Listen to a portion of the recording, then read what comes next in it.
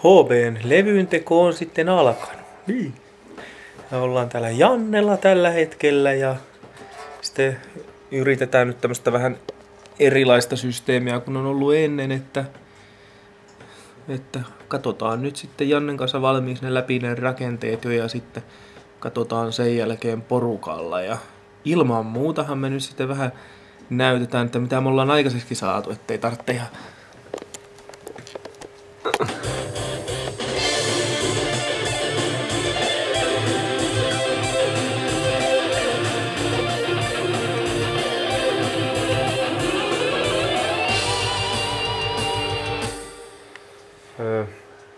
Meneeköhän tuo Janne nyt vähän liian pitkälle? Ei suinkaan. Tää on vasta alkua. Joo. Luultavasti joka biisiin tulee nyt sitten tämmöistä kaksiäänistä sweepiä, jopa neliäänistä, että varautukaa siihen.